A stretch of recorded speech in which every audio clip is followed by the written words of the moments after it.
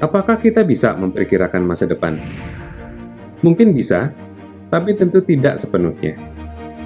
Contohnya seperti dulu, saat kita mendengar begitu banyak prediksi tentang apa yang akan terjadi di tahun 2000, ternyata sampai saat ini belum semuanya terjadi. Jetpack, space travels, mobil terbang, pizza instan, belum semuanya terwujud. Apakah kita harus kecewa dengan kenyataan bahwa tidak semua prediksi masa depan menjadi kenyataan? Tentunya tidak. Kita toh masih bisa hidup nyaman dengan teknologi yang dimiliki saat ini. Nah, kalau masa depan sulit diperkirakan, apa dong hal yang bisa kita tahu dengan pasti? Salah satu hal yang tidak mungkin salah adalah bahwa ada 7,4 miliar manusia yang hidup di bumi saat ini. Dan semua manusia ini menginginkan segala sesuatu yang lebih baik, lebih cepat, dan lebih murah.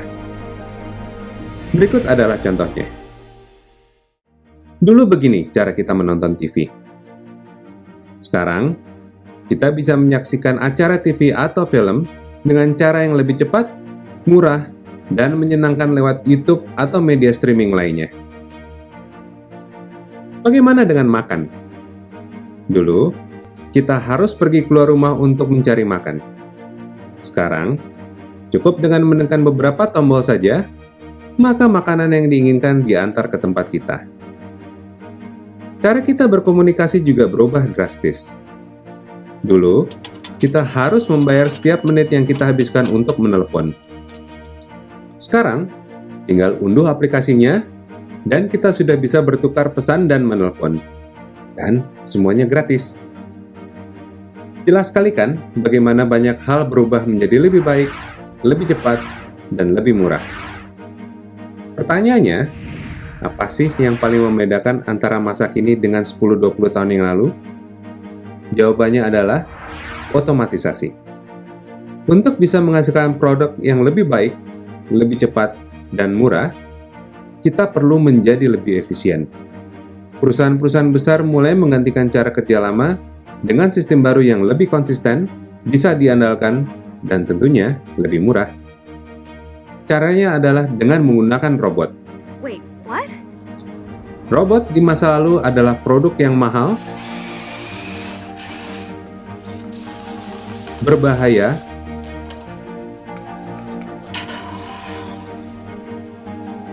dan tidak terlalu pintar. Tapi, teknologi terkini mengubah semua itu. Robot masa kini harganya jauh lebih terjangkau, lebih aman, dan pada dasarnya lebih pandai. Ini sebabnya mengapa banyak perusahaan menggantikan sumber daya manusianya dengan robot. Contohnya Amazon. Sekarang mereka menggunakan robot supaya mereka bisa mengantarkan pesanan Anda dengan cepat dan murah. Robot juga menggantikan fungsi kasir di toko mereka yang baru, sehingga kita tidak perlu mengantri panjang setelah berbelanja. Untuk yang terlalu sibuk atau terlalu malas untuk pergi berbelanja, jangan khawatir. Amazon akan mengantarkan pesanan Anda lewat robot drone yang sudah pasti lebih murah dibandingkan menggunakan tenaga manusia. Itu hanya salah satu contoh. Tak lama lagi, kita akan melihat supir taksi, bis, dan truk digantikan oleh artificial intelligence.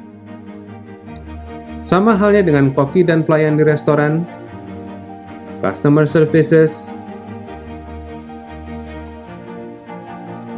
petugas bandara, dan masih banyak lagi profesi yang mengandalkan keterampilan fisik. Bahkan, menurut WTO, ada 57 juta jenis pekerjaan yang bisa digantikan robot dalam waktu 10 tahun ke depan.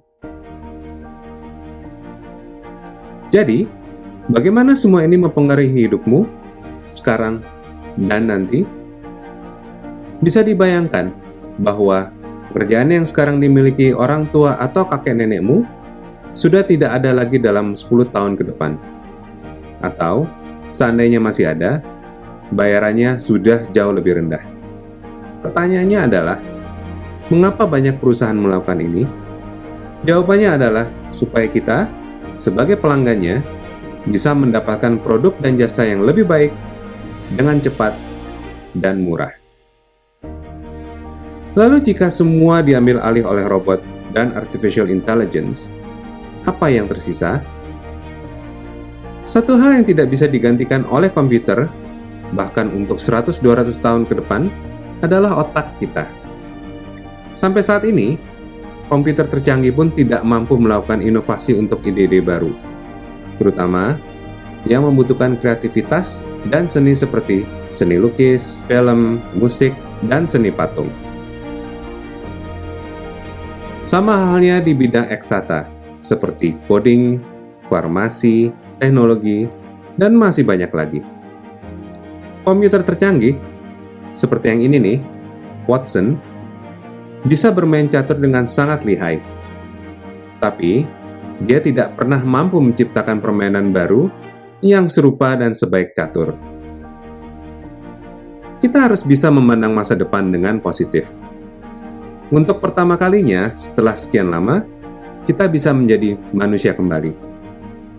Satu-satunya alasan mengapa manusia bisa bertahan hidup selama lebih 100.000 tahun adalah karena kita, manusia, bisa menggunakan kecerdasan dan kreativitas untuk mengatasi tantangan. Manusia mungkin adalah spesies yang paling lemah di alam semesta.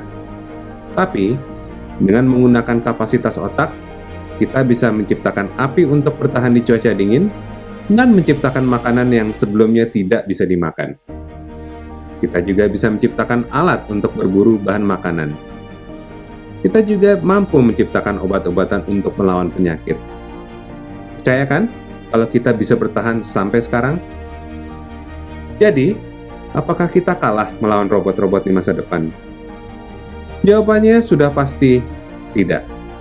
Tapi, kita perlu membekali diri dengan pengetahuan, keterampilan, dan cara berpikir baru yang mungkin sangat berbeda dengan orang tua dan kakek nenek kita supaya bisa bertahan untuk 100 tahun ke depan.